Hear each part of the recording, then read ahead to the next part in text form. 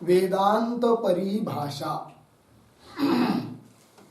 वेदांत परिभाषा ग्रंथ में पेज नंबर 55। तो ननु एवं अपि रूपी घटः इति प्रत्यक्ष स्थले घटगत परिमाणादेः प्रत्यक्षत्वापत्तिः। अर्धविराम। क्यों? रूपावच्छिन्न चैतन्यस्य परिमाणाद्यवच्छिन्न चैतन्यस्य च एकतया, रूपावच्छिन्न चैतन्यस्य प्रमातृ चैतन्याभेदे परिमाणाद्यवच्छिन्न चैतन्यस्यपि प्रमातृ अभिन्नतया परिमाणादि सत्तायाः प्रमातृ सत्तातिरिक्तत्वाभावात् इति चेत न। ठीक है, तो ननु से लेकर इति चेत तक पूर्व पक्षी है, शंका कर रहा है। किस पर? तो बात यह चल रही थी कि प्रत्यक्ष, तो प्रत्यक्ष दो प्रकार का है, एक ज्ञानगत प्रत्यक्ष, एक विषयगत प्रत्यक्ष। तो ज्ञानगत प्रत्यक्षत्व का निरूपण होने के बाद विषयगत प्रत्यक्षत्व का निरूपण चल रहा है। तो उसका लक्षण किया था विषयगत प्रत्यक्षत्व का। तो अंतिम में कल तक क्या लक्षण बना था?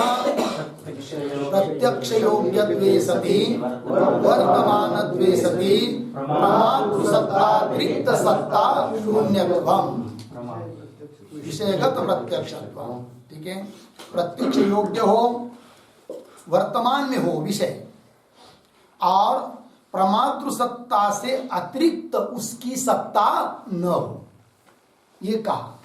ठीक है ना? जैसे सामने रखा है घट, तो घट प्रत्यक्ष होने के लिए योग्य भी है, वर्तमान काल में भी है, और वृत्ति घट तक जाने के कारण घटाकार हो गई। तब वह जो घट घटोपई चैतन्य के ऊपर अध्यस्त था, कल्पित था, और अधिष्ठान से अतिरिक्त अध्यस्त की सत्ता नहीं होती है। अतः घटोपई चैतन्य की सत्ता से अतिरिक्त सत्ता नहीं है किसकी? घट की। किंतु अब वृत्ति घट तक जाने के कारण घट के आकार हो गई। अतः वृत्त्योपई चैतन्य और घटोपई चैतन्य दोनों एक हुए। तो घट घटोपई चैतन्य से अतिरिक्त सत्ता वाला नहीं है, अर्थात वृत्त्योपई चैतन्य से अतिरिक्त सत्ता वाला नहीं है। कौन? घट। क्योंकि घट का अधिष्ठान अब वृत्त्योपई चैतन्य हो गया, अर्थात प्रमाता चैतन्य हो गया, प्रमातृ चैतन्य। ठीक है ना? तो घट प्रत्यक्ष है। फिर क्यों? प्रत्यक्ष का लक्षण उसमें चला गया। प्रत्यक्ष योग्य है घट, पहला विशेषण गया। दूसरा वर्तमान काल में है। तीसरा प्रमातृ सत्ता से अतिरिक्त उसकी सत्ता नहीं है, अतः घट प्रत्यक्ष है। बराबर। अब इस पर पूर्व पक्षी कह रहा है कि इस आपके लक्षण की क्या अतिव्याप्ति होगी? कहां अतिव्याप्ति? तो बता रहे हैं ननु एवं अपि, मिला पंक्ति, एवं अपि। एवं अपि मतलब क्या? तो एवं अपि का अर्थ लिखिए, विषयस्य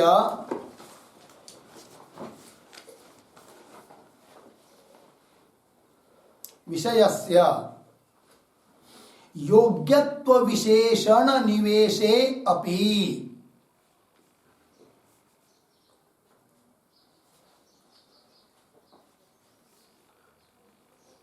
योग्यत्व विशेषणस, योग्यत्व क्या क्या लिखा? विषयस्य योग्यत्व विशेषण निवेशे अपि।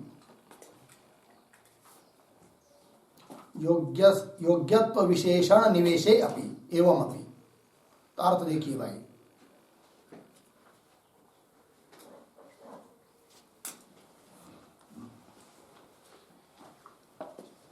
देखो विषय का विशेषण दिया आपने, कौन सा?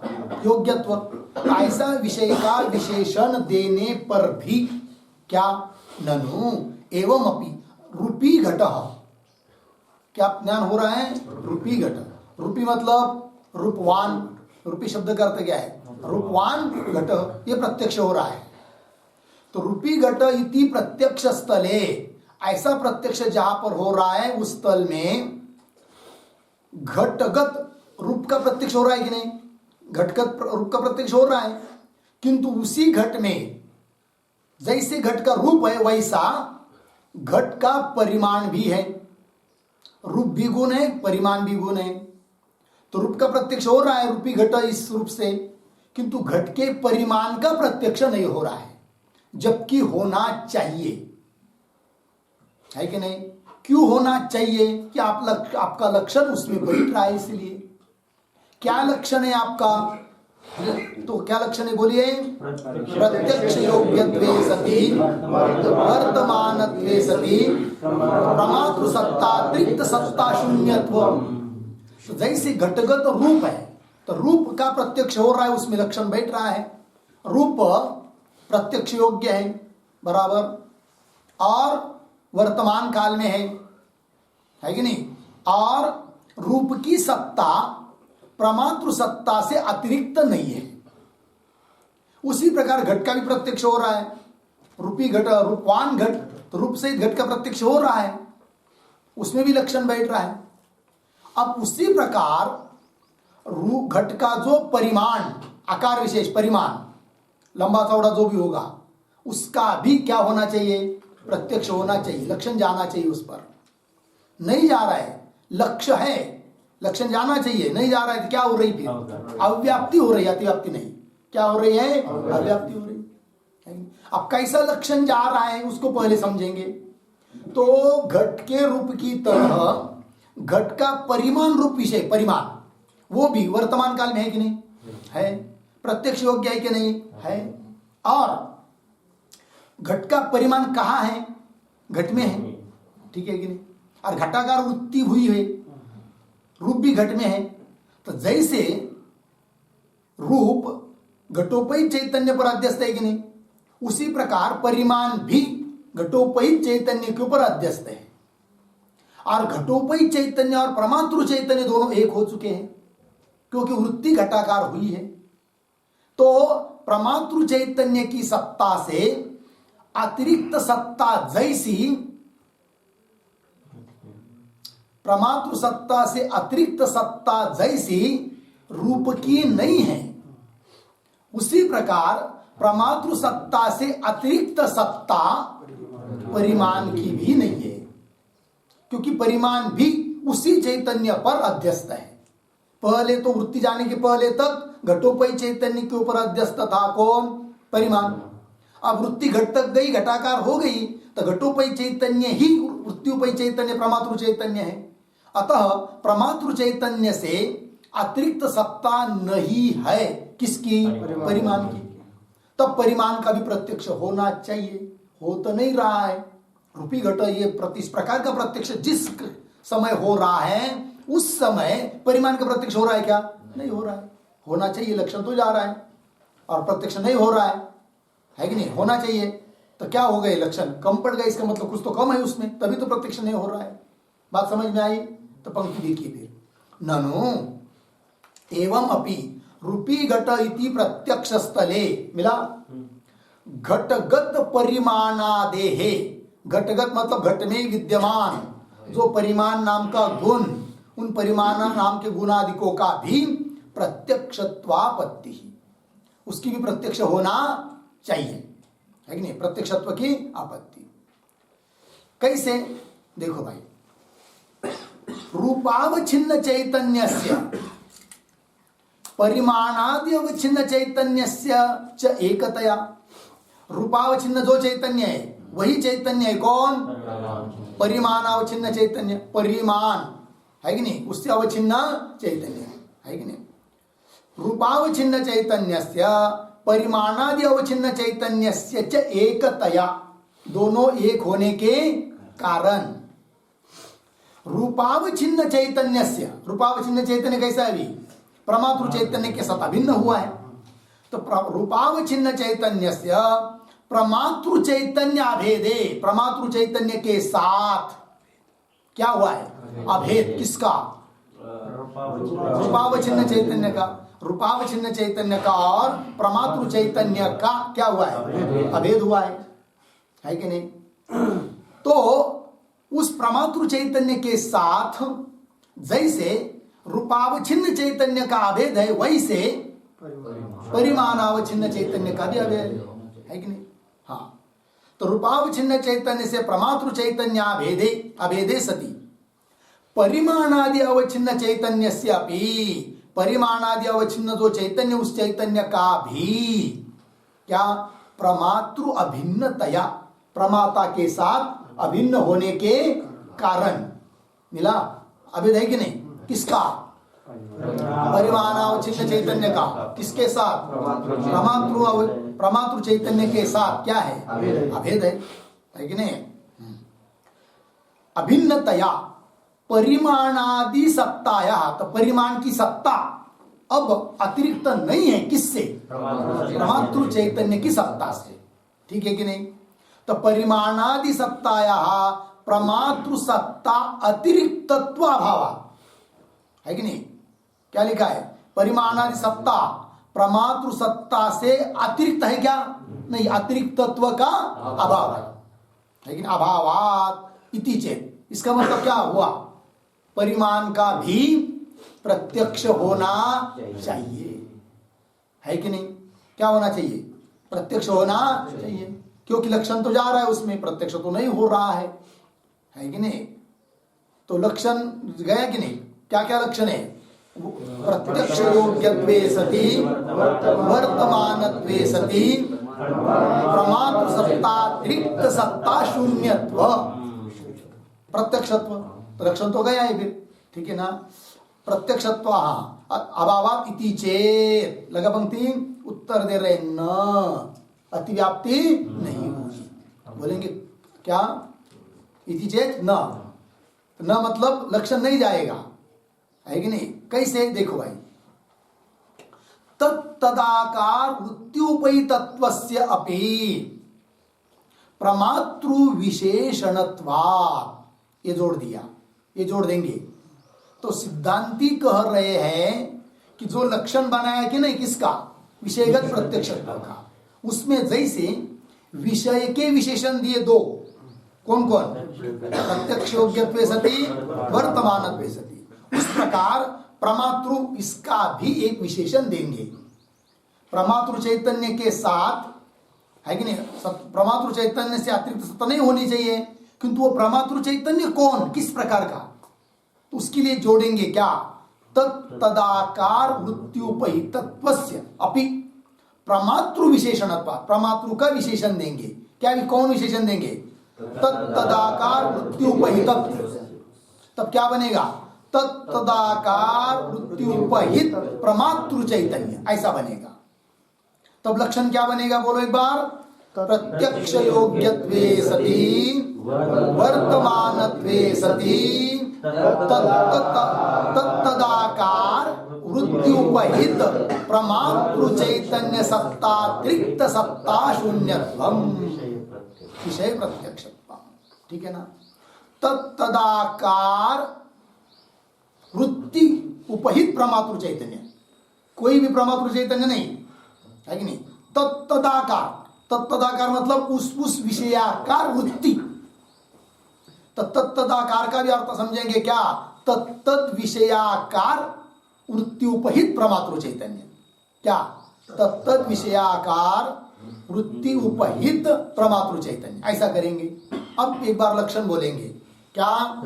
प्रत्यक्ष योग्यत्वे सति वर्तमानत्वे सति तद विषयाकार वृत्त्युपहित प्रमातृ चैतन्य सत्तातिरिक्त सत्ता शून्यत्वम विषयगत प्रत्यक्षत्वम। ठीक है, पुनः एक बार बोलो। प्रत्यक्ष योग्यत्वे सति वर्तमानत्वे सति तदाकार वृत्त्युपहित प्रमातृ चैतन्य सत्तातिरिक्त सत्ता शून्यत्वम विषय प्रत्यक्षत्वम। तत्तद विषयाकार, ये पद दिया, तत्तद विषयाकार वृत्त्युपहित प्रमातृ चैतन्य, है कि नहीं? एक बार पुनः बोलेंगे सब मिलकर। प्रत्यक्ष योग्यत्वे सति वर्तमानत्वे सति तत्तद् विषयाकार वृत्त्युपहित प्रमातृ चैतन्य सत्तातिरिक्त सत्ता शून्यत्वम विषयगत प्रत्यक्ष। बरोबर। अब रूप पर लक्षण जाएगा कि नहीं? जाएगा। कैसे? वह रूप वर्तमान में है, बराबर, प्रत्यक्ष योग्य भी है, बराबर, और रूपाकार वृत्ति हो चुकी है। तत्त विषयाकार वृत्ति उपहित प्रमातृ चैतन्य। तो तत्त विषयाकार, यहां पर विषय कौन है? रूप। तो रूप विषयाकार, रूपात्मक जो विषय, उस विषयाकार वृत्ति हुई है।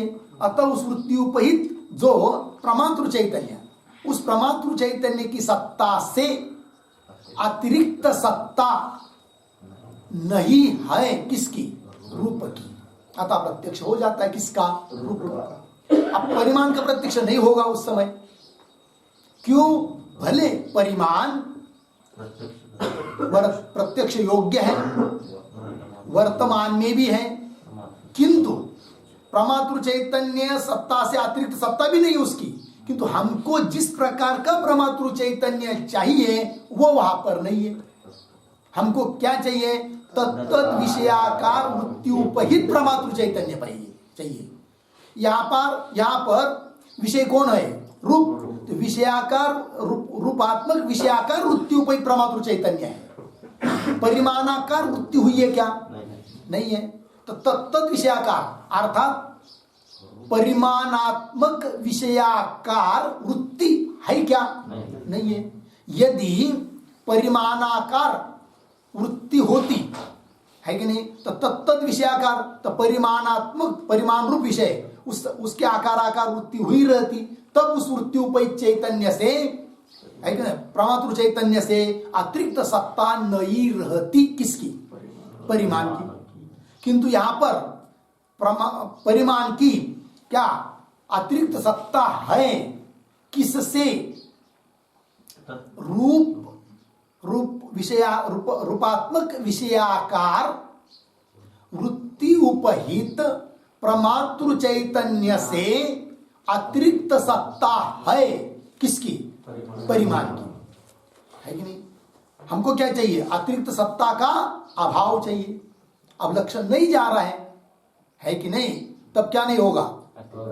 अतिव्याप्ति नहीं होगी। परिमाण में लक्षण जाना चाहिए था ना, तो मतलब जा रहा था, तो अब नहीं जाएगा। इसका मतलब अतिव्याप्ति होगी। जिसका प्रत्यक्ष नहीं हो रहा है उसमें भी लक्षण जा रहा था, अतिव्याप्ति हो रही थी। क्या? जिसमें लक्षण जा रहा था, किसमें? परिमाण में लक्षण जा रहा था, है कि नहीं? क्योंकि जबकि उसका प्रत्यक्ष नहीं हो रहा है, तो जो प्रत्यक्ष नहीं हो रहा है उसमें भी लक्षण जा रहा था, तो क्या हो रही थी? अतिव्याप्ति हो रही थी। किंतु अब उसमें लक्षण, वो प्रत्यक्ष नहीं हो रहा है उसका, तो लक्षण भी उसमें नहीं जा रहा है, तो अतिव्याप्ति नहीं हुई। अतिव्याप्ति नहीं हुई। लगा पंक्ति? चलो भाई, तो क्या लिखा है? तो पुनः पंक्ति पढ़िए, देखिए तो क्या लिखा है। कहा तक उत्तर में तत्तदाकार वृत्ति उपहितत्वस्यापि मिला प्रमातृ विशेषणत्वात्, प्रमाता का विशेषण दे देंगे हम लोग, तब अतिव्याप्ति नहीं होगी। लगा? अब अतिव्याप्ति कैसी नहीं हो रही है, अतिव्याप्ति का वारण कैसा हो रहा है, इसको स्वयं समझा रहे ग्रंथकार। रूपाकार वृत्ति दशायाम, मेरा पंक्ति, जिस समय रूपाकार वृत्ति है उस समय परिमाणाकार वृत्ति है क्या? नहीं है। ठीक है ना? तो भले पहले जो पूर्व पक्ष ने बताया था उस हिसाब से प्रमातृ सामान्य प्रमातृ चैतन्य से अतिरिक्त सत्ता नहीं है। किसकी? परिमाण की। किंतु हमको जैसा प्रमातृ चैतन्य चाहिए वैसा नहीं है। हमको क्या चाहिए? तत्त विषयाकार वृत्ति उपहित प्रमातृ चैतन्य चाहिए। ठीक है कि नहीं? पंक्ति देखिए, रूपाकार वृत्ति दशाया, मिला पंक्ति, जिस समय रूपाकार वृत्ति होती है उस समय परिमाणाद्याकार वृत्ति अभावेन, परिमाण के आकाराकार उस समय वृत्ति है क्या? नहीं है, है कि नहीं? वृत्ति अभावेन परिमाणादि आकार वृत्ति उपहित प्रमातृ चैतन्य, क्या? परिमाणाद्याकार जो वृत्ति, उस वृत्ति उपहित जो प्रमातृ चैतन्य, उस प्रमातृ चैतन्य से अभिन्न सत्ता है क्या? नहीं। परिमाण की नहीं है।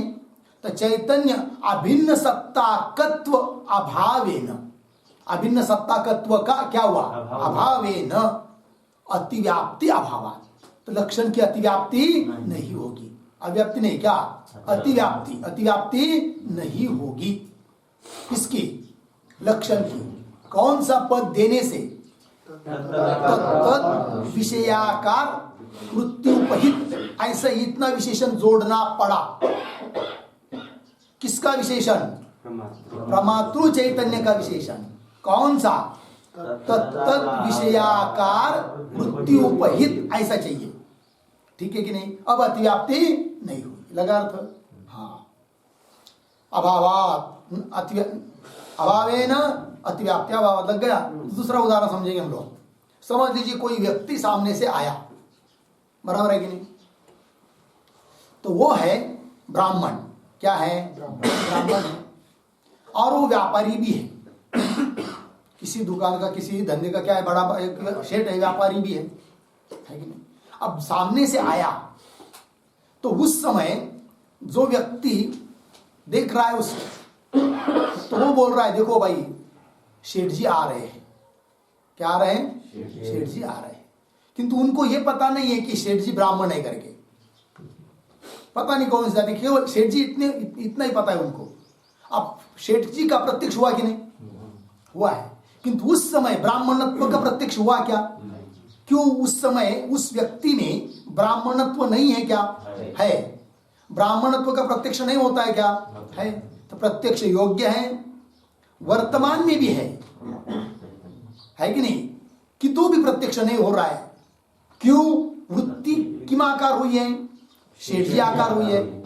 तो तत्त विषयाकार, सेठ जी रूप विषय, उसके आकार वृत्ति हुई है। और उस वृत्ति उपहित जो प्रमातृ चैतन्य, उससे अतिरिक्त सत्ता नहीं है। किसकी? सेठजित्व की, है कि नहीं? सेठ जी धर्म की, है कि नहीं? अतिरिक्त सत्ता नहीं है। किंतु ब्राह्मण है, इस प्रकार की वृत्ति हुई है क्या? नहीं है। अतः विषय कौन? ब्राह्मणत्व। तो ब्राह्मणत्व विषयाकार वृत्ति उस समय न होने के कारण तत्त विषयाकार वृत्ति उपहित जो प्रमातृ चैतन्य, है कि नहीं, तो उससे अभिन्न ब्राह्मणत्व है क्या वहां पर? नहीं है, क्योंकि ब्राह्मणाकार वृत्ति हुई ही नहीं है। लग गया कि नहीं? यदि ब्राह्मणाकार वृत्ति हुई रहती तब तत्त विषयाकार ब्राह्मणत्व विषयाकार वृत्ति उपहित प्रमातृ चैतन्य से अतिरिक्त सत्ता नहीं रहती। किसकी? ब्राह्मणत्व की। तब ब्राह्मणत्व का प्रत्यक्ष होता। लग गया जी? किंतु ब्राह्मणत्व का प्रत्यक्ष नहीं हो रहा है। और सेठ जी इस धर्म का प्रत्यक्ष है कि नहीं? सेठजित्व धर्म का प्रत्यक्ष तो हो रहा है। बात समझ में आई कि नहीं? चलिए फिर तो लक्षण बन गया। फिर तो लक्षण बोलेंगे एक बार। प्रत्यक्ष योग्यत्वे सति वर्तमानत्वे सति तत्त विषयाकार वृत्त्युपहित प्रमातृ चैतन्य सत्तात्रिक्त सत्ता शून्यत्वम विषयगत प्रत्यक्षत्वम। मिला? अब आगे चलेंगे। लग गया ना पंक्ति पूरी? आगे ननु एवं अपि, मिला? एवं अपि वृत्तौ अव्याप्ति। क्यों? अनवस्थाभिया वृत्ति गोचर वृत्ति अनंगीकारेण तत्र स्वाकार वृत्त्युपहितत्व घटित मुक्त लक्षणाभावात् इति चेत न। ठीक है जी?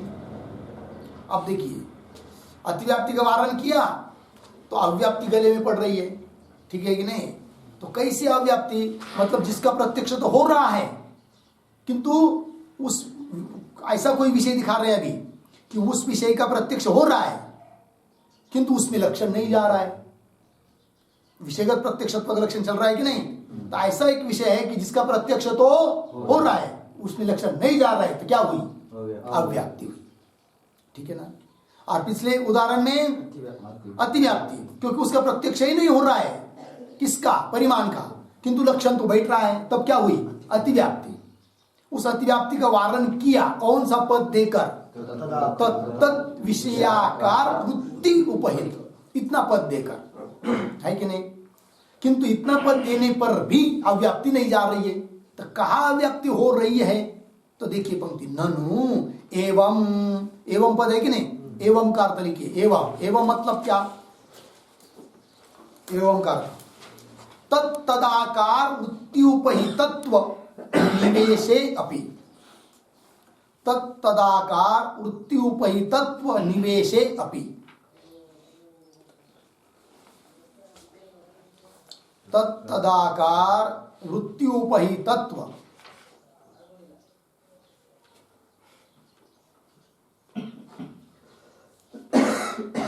तत्तदाकार वृत्त्युपहितत्व निवेशे अपि। ठीक है, ध्यान दीजिए भाई, मतलब लक्षण में तत्तदाकार वृत्त्युपहितत्व ये पद जोड़ने पर भी दोष गया नहीं, दोष, दूसरा दोष बाकी ही है, कौन, अव्याप्ति। एवं उत्तम अव्याप्ति, पर अव्याप्ति कहाँ होगी भाई, तो बता रहे वृत्ति में अव्याप्ति होगी। कहाँ अव्याप्ति होगी, वृत्ति में। ध्यान दीजिए अब कैसे अव्याप्ति हो रही है। तो जिस समय हम लोगों को घट का प्रत्यक्ष होता है, अयम घटा, उस समय घट, घटाकार वृत्ति, वृत्ति का भी प्रत्यक्ष होता है कि नहीं, वृत्ति रूप ज्ञान का भी प्रत्यक्ष है कि नहीं, है प्रत्यक्ष। तभी तो हम बोलते हैं क्या, अयम घट ये ज्ञान, और घट घट अयम घट, घट को भी हम जान रहे हैं, और अयम घट ये ज्ञान भी प्रत्यक्ष है, ठीक है कि नहीं। तो मतलब वृत्ति भी प्रत्यक्ष है, घटाकार वृत्ति रूप ज्ञान वो भी प्रत्यक्ष है। जैसा घट रूप, घट एक विषय है, वैसा वृत्ति भी एक विषय है। तो घट का प्रत्यक्ष होता है, वृत्ति का भी प्रत्यक्ष हो रहा है। तो घट का प्रत्यक्ष हो रहा है तो घट में तो लक्षण जा रहा है, वृत्ति में लक्षण नहीं जाएगा, क्योंकि लक्षण क्या है आपका, प्रत्यक्ष योग्यत्व सती, वृत्ति प्रत्यक्ष योग्य है, पहला विशेषण गया। वर्तमानत्व सती, वर्तमान काल में है वृत्ति, वो भी ठीक है, ठीक है। और इतना ही रहता, प्रमातृ सत्ता अतिरिक्त सत्ता शून्यत्व, तब तो लक्षण जाता, क्योंकि वृत्ति उपही चैतन्य प्रमातृ चैतन्य है, और उससे अतिरिक्त सत्ता नहीं है किसकी, वृत्ति की। किंतु आपने क्या कहा, तत्तदाकार वृत्ति उपहित प्रमातृ चैतन्य, उस चैतन्य से अतिरिक्त सत्ता न हो। तो जैसे घटाकार वृत्ति है, तो घटाकार वृत्ति उपहित प्रमातृ चैतन्य से अतिरिक्त सत्ता नहीं है, कहा नहीं है किसकी, घट की। प्रमातृ है कि नहीं, घटाकार वृत्ति उपहित जो प्रमातृ चैतन्य, उस प्रमातृ चैतन्य से अतिरिक्त सत्ता नहीं है किसकी, घट की। उस प्रकार यहां पर वृत्ति का जो प्रत्यक्ष हो रहा है, तो वृत्ति प्रत्यक्ष योग्य है, वृत्ति वर्तमान काल में है, और प्रमातृ सत्ता से अतिरिक्त सत्ता नहीं है वृत्ति की। किंतु तदाकार वृत्ति उपहित प्रमातृ चैतन्य की सत्ता से अतिरिक्त सत्ता नहीं चाहिए ना। अब यहां पर जैसे घट को ग्रहण करने के लिए वृत्ति गई, उस प्रकार वृत्ति है, वृत्ति को भी विषय करने वाली वृत्ति रहती, जैसे घट को विषय करने के लिए क्या है, वृत्ति है, तो उससे वहां पर बोल सकते हम फिर क्या, तदाकार, क्या तदाकार किंवा तत्त विषयाकार वृत्ति, तो घट विषयाकार वृत्ति बोल सकते हैं। उस प्रकार यहां वृत्ति को भी विषय करने वाली वृत्ति रहती, तो यहां पर भी बोल पाते क्या, तत्त विषयाकार, यहां पर तद विषय कौन, वृत्ति, तो वृत्ति रूप विषयाकार, वृत्ति रूप जो विषय, उसके आकार जो वृत्ति हुई है, तो उस वृत्ति उपहित प्रमातृ चैतन्य से अतिरिक्त सत्ता नहीं है किसकी, वृत्ति की। ऐसा हम बोल पाते, बोल सकते, बोल पाते कब, जब वृत्ति को भी ग्रहण करने के लिए दूसरी वृत्ति रहती तब, ठीक है। किंतु वृत्ति को ग्रहण करने के लिए, जैसे घट को ग्रहण के लिए वृत्ति है, उस प्रकार वृत्ति को ग्रहण करने के लिए और कोई वृत्ति नहीं है। बोलेंगे क्यों नहीं मानते, मानो, मानेंगे तो सीधा लक्षण चला जाएगा, क्या दिक्कत है आपको, तो बोलेंगे नहीं मान सकते, क्यों, समझ लीजिए। तो घट को विषय करने के लिए वृत्ति है, बराबर, अब उस वृत्ति को विषय करने के लिए एक और वृत्ति मानेंगे, तो वो भी वृत्ति है, तो उसका भी तो प्रत्यक्ष होगा, तो उसको विषय करने के लिए फिर और एक वृत्ति मानना पड़ेगी, उसको प्रत्यक्ष करने के लिए और एक वृत्ति मानना पड़ेगी, ऐसा चलते जाना पड़ेगा, तो अनावस्था होगी। तो अनावस्था न हो इसलिए वृत्ति को विषय करने के लिए वृत्ति मानते नहीं है हम लोग, बराबर। और वृत्ति का तो प्रत्यक्ष होता है, और जब प्रत्यक्ष होता है तो उसमें लक्षण जाना चाहिए, और लक्षण नहीं जा रहा है कि नहीं? क्योंकि तत्त विषयाकार वृत्ति उपहित प्रमात्र चैतन्य ऐसा चाहिए हमको। तो तत्त विषयाकार वृत्त्यात्मक विषयाकार यदि वृत्ति रहती तब उस वृत्ति उपहित प्रमात्र चैतन्य से अतिरिक्त सत्ता नहीं है वृत्ति की, ऐसा हम बोल सकते थे। किंतु वृत्ति को विषय करने वाली वृत्ति नहीं है। वृत्ति को विषय करने वाली वृत्ति क्यों नहीं मानते? अनावस्था होगी इसलिए। बात लग रही ना? पंक्ति देखिए, ननु एवं वृत्तौ अव्याप्ति। क्यों? अनवस्थाभ्या, मतलब अनवस्था के डर से वृत्ति गोचर वृत्ति अनंगीकारेण, वृत्ति को विषय करने वाली वृत्ति का अंगीकार करते नहीं है, अनंगीकारेण। लग गया? तत्र तत्र तत्र वृत्तौ, तत्र शब्द का अर्थ देखिए वृत्तौ,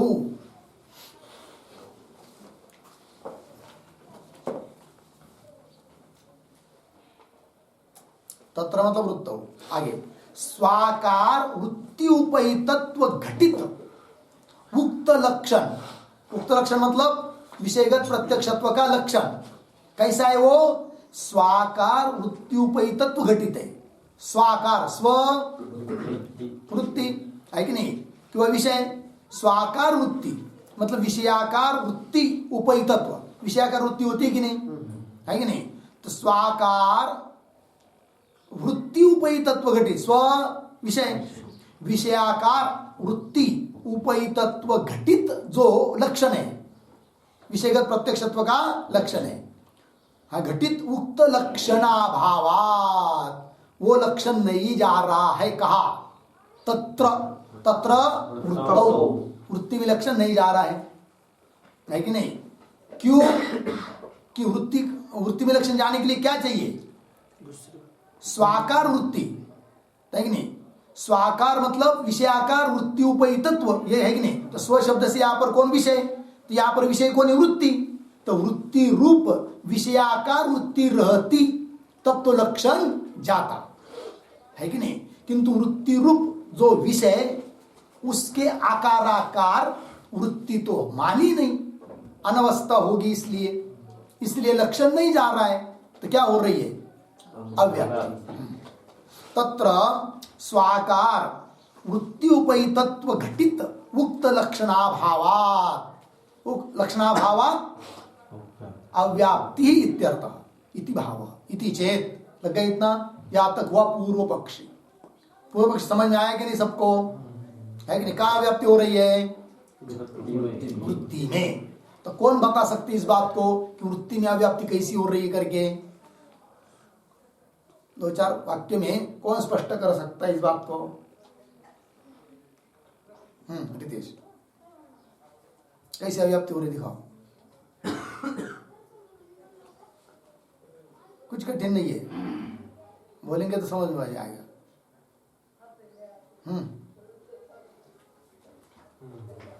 वृत्ति में अतिव्याप्ति हो जाएगा, अव्याप्ति हो जाएगा। कैसे? क्योंकि इसके जो वृत्ति उपहित चैतन्य है,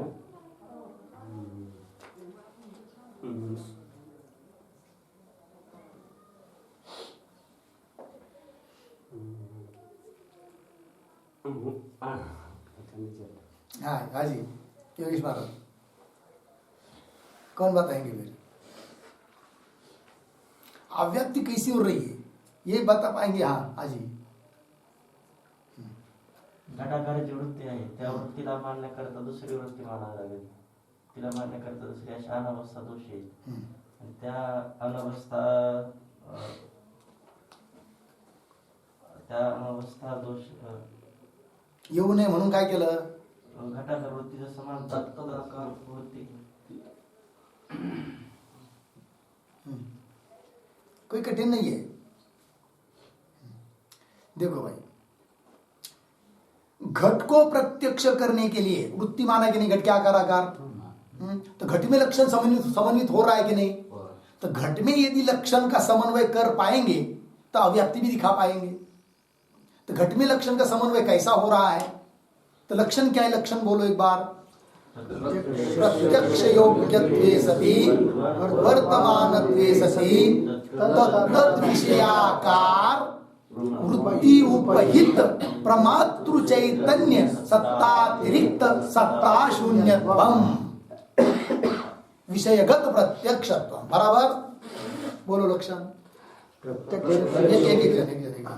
प्रत्यक्ष योग्यत्वे सति प्रत्यक्ष योग्यत्वे सति वर्तमानत्वे सति तत्तत् विषय प्रमातृ तत्तत् विषयाकार प्रमातृ उपहित विषयाकार वृत्ति उपहित प्रमातृ चैतन्य सत्तातिरिक्त सत्ता शून्यत्वम। हाँ जी, इधर प्रत्यक्ष योग्यत्वे सति वर्तमानत्वे सति तत्तदा विषयाकार वृत्त्युपहित प्रमातृ चैतन्य सत्तातिरिक्त सत्ता शून्यत्वम। हाँ, प्रत्यक्ष योग्यत्वे सति वर्तमानत्वे सति तद्तद् विषयाकार प्रमातृ सत्तातिरिक्त पाहून नाही, पाहून खाली बघितलं मग गडबड, खाली नाही बघायचं। हा, वर्तमानत्वे सति प्रत्यक्ष योग्यत्वे सति वर्तमानत्वे सति तत्तदाकार विषयाकार अवच्छिन्न तत्तद विषयाकार वृत्ति तत्तद विषयाकार वृत्ति वृत्ति उपहित प्रमातृ चैतन्य सत्तातिरिक्त सत्ता शून्यत्वम। हाँ हाँ, पुनः बोलना पड़ेगा सब हर एक को, क्या ध्यान रखिए। हाँ, प्रत्यक्ष योग्यत्वे सति वर्तमानत्वे सति तत्तत् विषयाकार वृत्ति उपहित प्रमातृ चैतन्य सत्तातिरिक्त सत्ता शून्यत्वम विषयगत प्रत्यक्षत्व। हाँ, आगे पाहून नाही, खाली बघायचं। हाँ, प्रत्यक्ष योग्यत्वे सति वर्तमानत्वे सति तत्तदाकार वृत्ति उपहित प्रमातृ चैतन्य सत्तातिरिक्त सत्ता शून्यत्वम प्रत्यक्ष योग्यत्वम।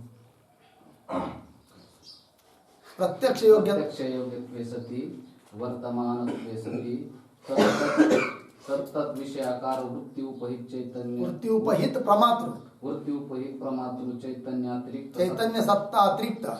सत्तातिरिक्त सत्ता शून्यत्वम विषयगत प्रत्यक्षत्व। हाँ जी, आगे। हाँ, आगे। प्रत्यक्ष योग्यत्वे सति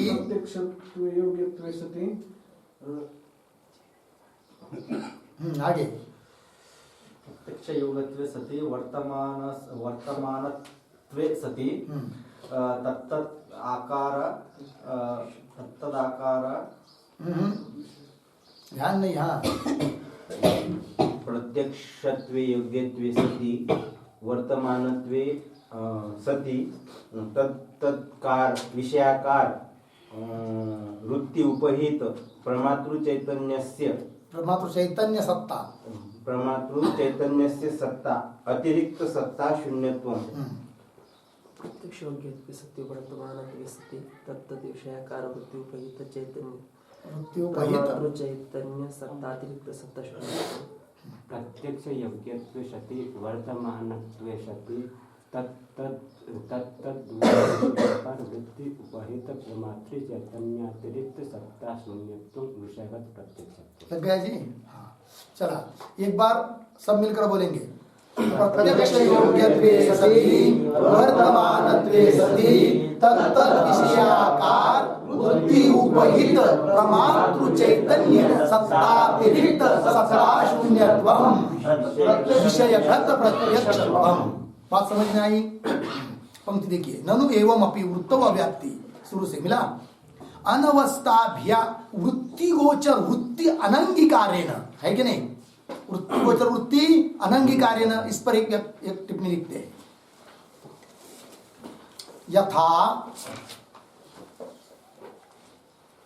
यथा घट प्रत्यक्षाय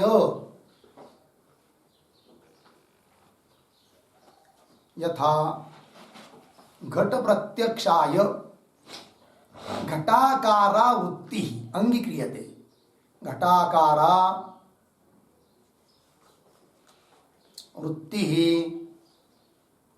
अंगीक्रियते अर्धविराम। तथा वृत्ति प्रत्यक्षाय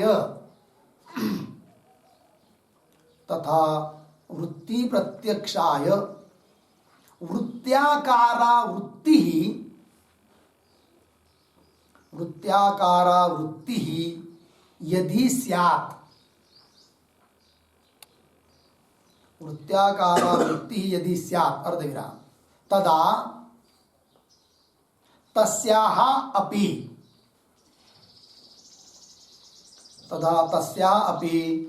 प्रत्यक्षाय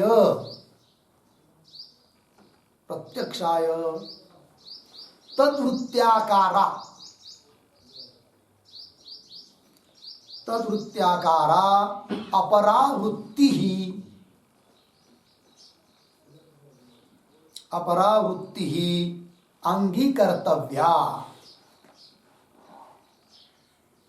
अंगीकर्तव्या। पूर्णविराम। एवं तस्याः, पुनः तस्याः डबल, एवं तस्याः अपि इति अनवस्था स्यात्,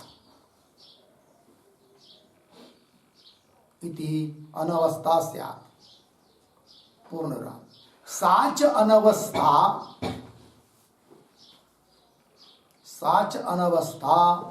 निष्प्रामाणिकी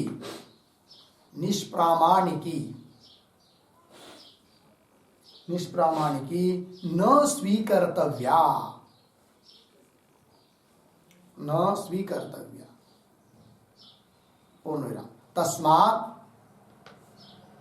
वृत्त्याकारा अपरा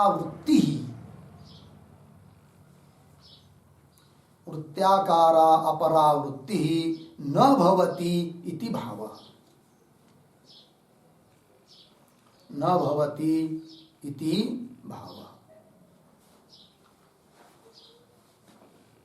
हो गया जी?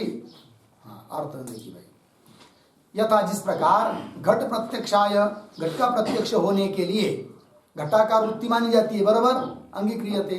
तथा वृत्ति प्रत्यक्षाय, तो घट का तो प्रत्यक्ष हुआ वृत्ति से, किंतु उस वृत्ति का प्रत्यक्ष होने के लिए और वृत्ति नहीं मानी जाती। तो वृत्ति प्रत्यक्षाय वृत्त्यकारा वृत्ति यदि स्यात् यदि होती तो तदा तस्यापि प्रत्यक्षाय, फिर उस वृत्ति को भी प्रत्यक्ष करने के लिए और वृत्ति, उसको प्रत्यक्ष करने के लिए और वृत्ति, ऐसा हो जाता। तो तस्यापि प्रत्यक्षाय तदा तद्वृत्त्याकारा अपरा वृत्ति अंगीकर्तव्या। एवं तस्यापि इति अनवस्था स्यात्, अनवस्था होगी। तो साच अनवस्था निष्प्रामाणिकी, और अनवस्था होगी तो उस अनवस्था के लिए कोई प्रमाण नहीं है, निष्प्रामाणिकी न स्वीकर्तव्या, इसलिए उस अनवस्था का स्वीकार करते नहीं, अनवस्था दोष है। तस्मात्, इसलिए वृत्त्याकारा अपरा वृत्ति न भवति, वृत्ति को विषय करने वाली दूसरी वृत्ति मानते नहीं है। लग गया? अब ध्यान दीजिए, वृत्ति को विषय करने वाली दूसरी वृत्ति तो मानते नहीं है कि नहीं? और हमको तो वृत्ति उपहित, उस विषयाकार वृत्ति उपहित प्रमातृ चैतन्य, उसकी सत्ता से अतिरिक्त सत्ता नहीं चाहिए किसी भी विषय की, तब उस विषय को हम प्रत्यक्ष कहते हैं। जैसे घट विषय प्रत्यक्ष है, क्यों? घटाकार वृत्ति उपहित प्रमातृ सत्ता से अतिरिक्त सत्ता नहीं है किसकी? घट की, इसलिए घट का प्रत्यक्ष है। पट का प्रत्यक्ष होता है, क्यों? पटाकार वृत्ति उपहित प्रमातृ सत्ता से अतिरिक्त सत्ता नहीं है किसकी?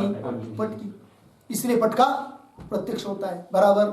उस प्रकार वृत्ति का प्रत्यक्ष तब होना चाहिए जब वृत्ति रूप विषयाकार वृत्ति, जैसे वहां पर घट रूप विषय की नहीं, तो घटाकार वृत्ति। उस प्रकार यदि यहाँ पर वृत्ति आकार वृत्ति उपहित प्रमातृ चैतन्य सत्तातिरिक्त सत्ता नहीं रहती किसकी? वृत्ति की, प्रथम वृत्ति की, तब उस वृत्ति का प्रत्यक्ष होना चाहिए। किंतु ऐसा नहीं है तो भी प्रत्यक्ष तो हो रहा है कि नहीं? मतलब प्रत्यक्ष हो रहा है, लक्षण जाना चाहिए, नहीं जा रहा है। क्यों लक्षण नहीं जा रहा है?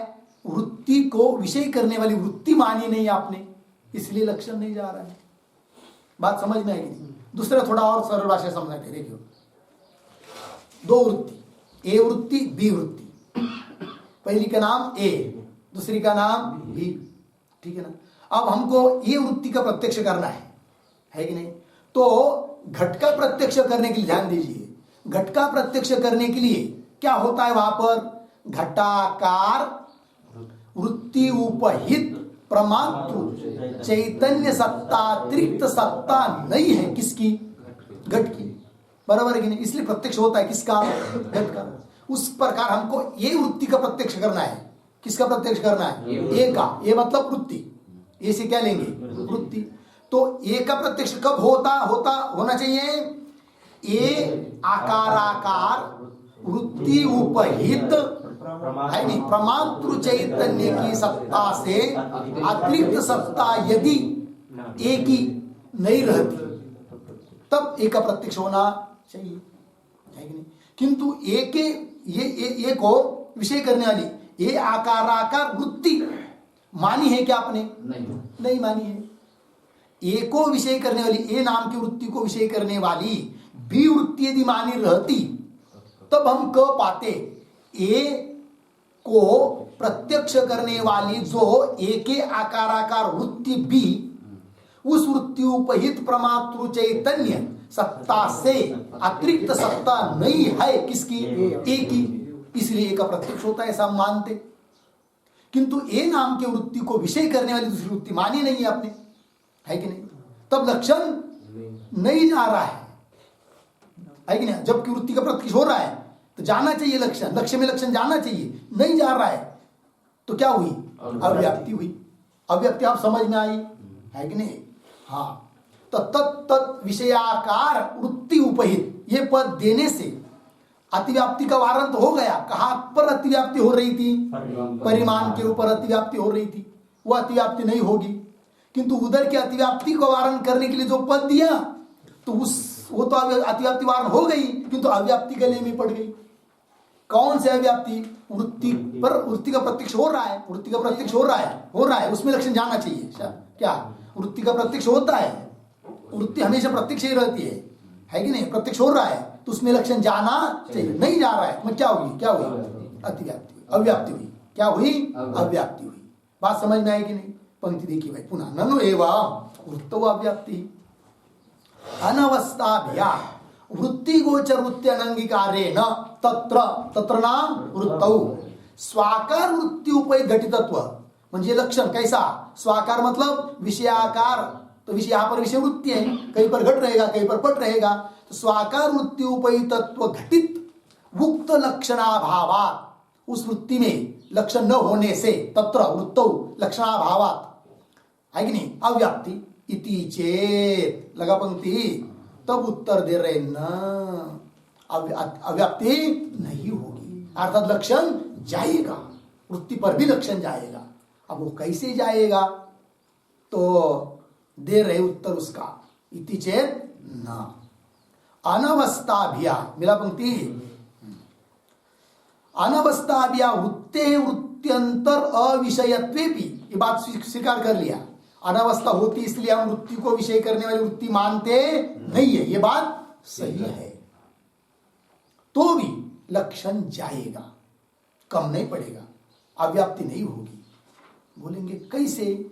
तो बता रहे, अनवस्थाभ्या वृत्ते है वृत्त्यंतर अविषयत्वेपि, बराबर एक वृत्ति को विषय करने के लिए दूसरी वृत्ति नहीं है, तो भी अनवस्थाभ्या वृत्ते वृत्त्यंतर अविषयत्वेपि स्विषयत्व अभ्युपगमेन, है कि नहीं? ये पद महत्व का है। क्या? स्व विषयत्व अभ्युपगमेन। वृत्ति में क्या माना है हमने? स्व विषयत्व माना है। जैसे वृत्ति घट को विषय करती है कि नहीं, है कि नहीं? वृत्ति पट को विषय करती है कि नहीं? उस प्रकार वृत्ति अपने को विषय करती है, स्व विषयत्व। तो बोले कि वृत्ति अपने को विषय करेंगी तो कर्म कर्तृ विरोध होगा, है कि नहीं? जैसे वृत्ति घट को विषय कर रही है तो कर्म हुआ कौन? घट, और विषय करने वाली हुई कौन? वृत्ति। विषय घट, विषयी वृत्ति। विषय अलग है, विषयी अलग है। विषय विषयी भाव है दोनों में। किंतु जब वृत्ति स्वयं को यदि विषय करेगी तो विषय भी वृत्ति, विषयी भी वृत्ति, तो विरोध होगा, है कि नहीं? यह तो विरोध तो होना ठीक नहीं है। तब कैसा? स्व विषयत्व अभ्युपगमेन, है कि नहीं? तो ध्यान दीजिए भाई।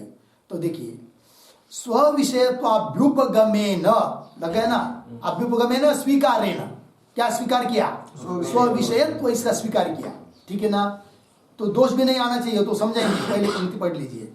स्व विषयत्व अभ्युपगमेन स्व विषय वृत्ति उपहित प्रमातृ चैतन्य भिन्न सत्ताकत्वस्य तत्रापि भावात्, भावात् सत्वात् न अव्याप्ति, अव्याप्ति नहीं होती।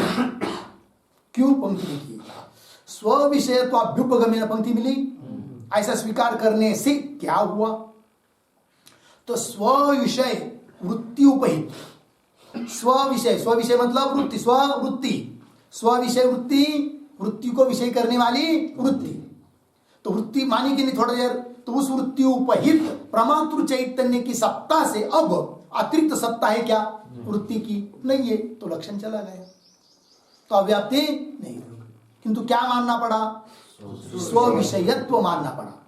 स्व विषयत्व अभ्युपगमेन लगा पंक्ति। मतलब क्या? स्व विषय वृत्ति उपहित, है कि नहीं? स्व विषय वृत्ति उपहित प्रमातृ चैतन्य, पंक्ति के आगे स्व विषय, स्व विषय स्व वृत्ति, स्व विषय वृत्ति, वृत्ति को विषय करने वाली वृत्ति किंतु दूसरी नहीं, स्वयं ही। किंतु स्वयं मानेंगे तो विषय विषय भाव का विरोध होगा, तो वो क्या? वो भी बताएंगे। तो स्व विषय वृत्ति उपहित जो प्रमातृ चैतन्य, उससे अभिन्न सत्ताकत्वस्य सत्वा, अभिन्न सत्ताकत्वस्य तत्रापि भावात्, अभिन्न सत्ताकत्व आ भी है, अर्थात उस प्रमातृ सत्ता से अतिरिक्त सत्ता नहीं है, अर्थात अभिन्न है। तत्रापि वृत्तौ अपि भावात् संभवात् न अव्याप्ति इत्यर्थ। लग गया जी? अब ये कैसे, इसको थोड़ा समझेंगे हम लोग। तो समझने के पहले काफी पर आप लिखिए थोड़ा, लेकिन एक ही पंक्ति में वो होना चाहिए। तो लिखिए, मैं बताता हूँ। नहीं कोई बात नहीं, दो पेज पर भी ले सकते हैं, चाहे 3 पेज पर भी कर सकते हैं। तो लिखिए, विषयगत प्रत्यक्षत्वम्, लिखा? विषयगत प्रत्यक्षत्व। आगे बराबर का चिन्ह दीजिए। फिर अब उस लक्षण को लिखते हैं। लिखिए प्रत्यक्ष, चाहे तो नीचे की पंक्ति पर भी लीजिए, जगह कम तो हो जाएगा उतना, आपका अक्षर छोटा है। लिखिए, प्रत्यक्ष योग्यत्वे सति, बारी बारी का अक्षर निकाल कर, प्रत्यक्ष योग्यत्वे सति, वहां से शुरू करेंगे बच्चे।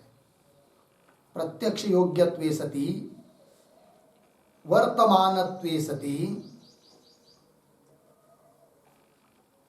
वर्तमानत्वे सति, लिखा? आगे तत्तद विषयाकार वृत्ति,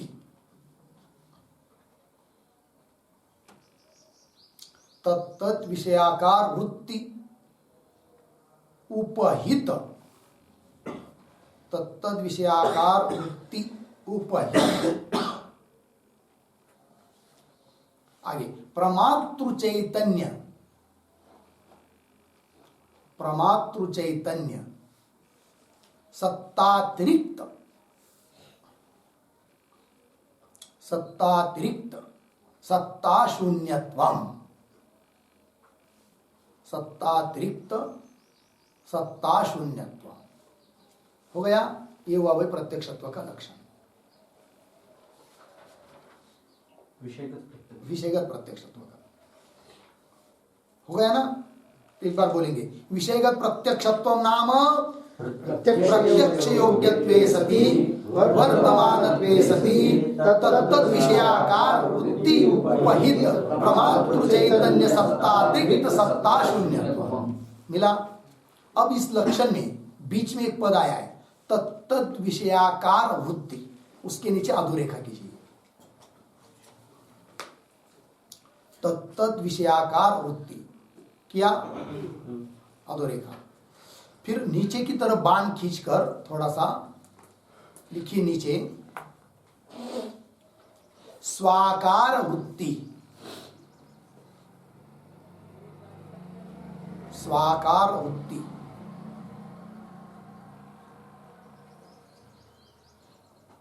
लिखा, वृत्ति ना, उसी के आगे कंस में लिखिए, स्वपदम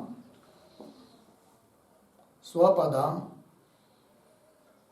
लक्ष्य प्रत्यक्ष विषय परम,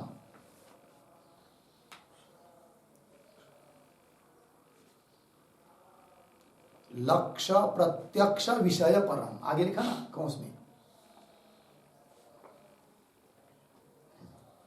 हुआ कंस बंद। मतलब स्वपद से क्या लेना है, लक्ष्य कौन हमारा विषयगत प्रत्यक्ष, स्वपद से क्या लेना है, लक्ष्य जो हमारा कौन है, प्रत्यक्ष का विषय, क्योंकि विषयगत प्रत्यक्ष चल रहा है कि नहीं, जो भी प्रत्यक्ष हो रहा है उसका जो विषय है, घट प्रत्यक्ष घट, मठ का प्रत्यक्ष मठ, तो विषय को लेना है किससे, स्वपद से। ठीक है, तो चलो, तो स्वाकार वृत्ति शब्द आए कि नहीं नीचे। अब उसके नीचे पुनः एक बाण खींचिए, स्वाकार वृत्ति शब्द के नीचे, स्वाकार वृत्ति इस शब्द के नीचे बाण खींचिए, खींचा। हाँ, अब उसके पहले थोड़ा सा समझिए, तो तत्त विषयाकार वृत्ति पद मूल में था ना पहले लक्षण में, उसका क्या अर्थ कर दिया, तत्त विषयाकार वृत्ति का स्वाकार वृत्ति है कि नहीं। तब तत्त विषयाकार वृत्ति को न बोलकर स्वाकार वृत्ति को बोलकर लक्षण बोलेंगे एक बार, तो बोलेंगे प्रत्यक्ष योग्यत्वे सति वर्तमानत्वे सति स्वाकार वृत्ति उपहित प्रमातृ चैतन्य सत्तातिरिक्त सत्ता शून्यत्वम विषयगत प्रत्यक्षत्वम मिला। अब स्वाकार वृत्ति पद आया ना, उसके नीचे बाण खींचिए नीचे, फिर उसके बाण के नीचे लिखिए स्व विषय वृत्ति,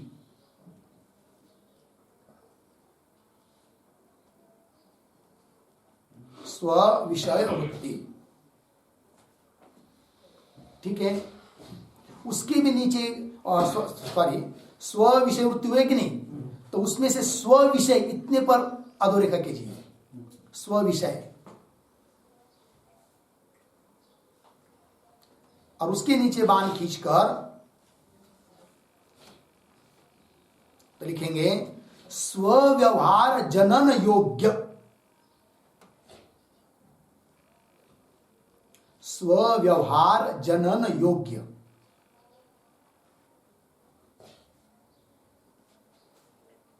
क्या किया, स्व व्यवहार जनन योग्य मिला। हाँ। अब स्व व्यवहार जनन योग्य वृत्ति पद वैसे ही रखा ऊपर है कि नहीं, तो वृत्ति इधर भी आएगा, तो स्व व्यवहार जनन योग्य वृत्ति, क्योंकि वृत्ति को कुछ नहीं किया है कि नहीं, स्व व्यवहार जनन योग्य वृत्ति।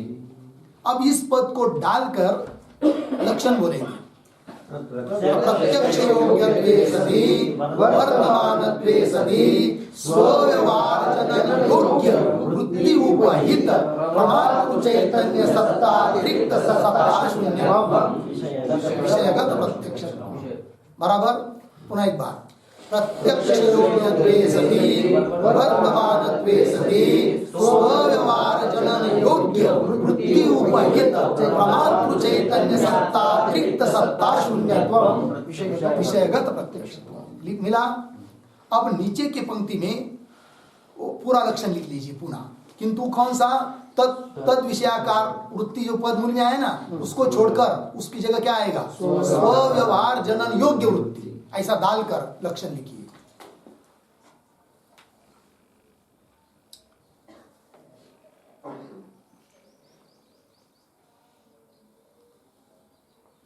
प्रत्यक्ष योग्यत्वे सति वर्तमानत्वे सति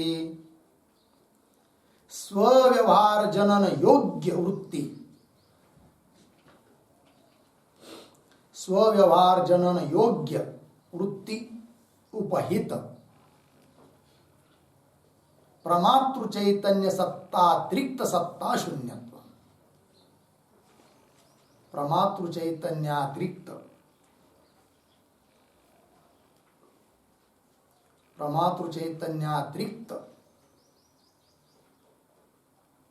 सत्ता शून्यत्व, प्रमातृ चैतन्य सत्तातिरिक्त सत्ता शून्यत्व, ऐसे ना, प्रमातृ चैतन्य सत्तातिरिक्त सत्ता शून्यत्व हुआ। अब एक बार लक्षण बोलेंगे। प्रत्यक्ष योग्यत्वे सति वर्तमानत्वे सति स्वव्यवहार जनन योग्य वृत्ति उपहित प्रमातृ चैतन्य सत्तातिरिक्त सत्ता शून्यत्वम विषयगत प्रत्यक्षत्वम। हो गया बस। अब इसका चिंतन करके आइए इतने भाग का, फिर उसको घटाएंगे कल, है कि नहीं? अव्याप्ति का विवरण कल करते हैं, ठीक है। ओम पूर्णमदः पूर्णमिदं पूर्णात् पूर्णमुदच्यते पूर्णस्य पूर्णमादाय पूर्णमेवावशिष्यते। ओम